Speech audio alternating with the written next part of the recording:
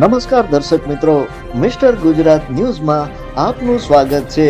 Patan LCB તેમજ આંધ્રપ્રદેશની પોલીસની મોટી કાર્યવાહી।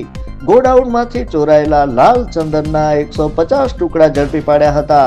પ્રદેશમાંથી લાલ ચંદનને ગેરકાયદેસર રીતે ગુજરાતમાં લાવવામાં આવ્યું હતું, તેમજ પાટણના હાજીપુરામાં આવેલા એક ગોડાઉનમાં છુપાવવામાં આવ્યા હતા। જે અંગેની જાણ થતા આંધ્રપ્રદેશ પોલીસને તથા પાટણ એલસીબીને સાથે રાખીને કાર્યવાહી કરવામાં આવી હતી। હાજીપુરામાં આવેલી ગોડાઉનમાંથી 150 ટુકડા લાલ ચંદનના જપ્ત કરવામાં આવ્યા હતા, તેમજ આગળની કાર્યવાહી હાથ ધરવામાં આવી હતી। પ્રાપ્ત વિગતો અનુસાર આંધ્રપ્રદેશમાં લાલ ચંદનની ચોરી થઈ હતી, જેમાં ત્યાંની પોલીસ દ્વારા 2 આરોપીને ઝડપી પાડવામાં આવ્યા હતા।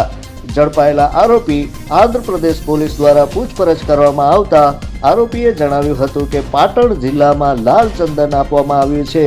આરોપીઓ તરફથી મળેલી માહિતીના આધારે આંધ્રપ્રદેશ પોલીસે પાટણ પોલીસને સમગ્ર વિગતો અંગે જાણ કરી હતી। પાટણ એલસીબી પોલીસને સાથે રાખીને આંધ્રપ્રદેશ પોલીસ દ્વારા હાજીપુરામાં દરોડો પાડવામાં આવ્યો હતો। જોતા રહો મિસ્ટર ગુજરાત ન્યૂઝ, સત્યતાની સાથે સ્પષ્ટ વાત। ધન્યવાદ।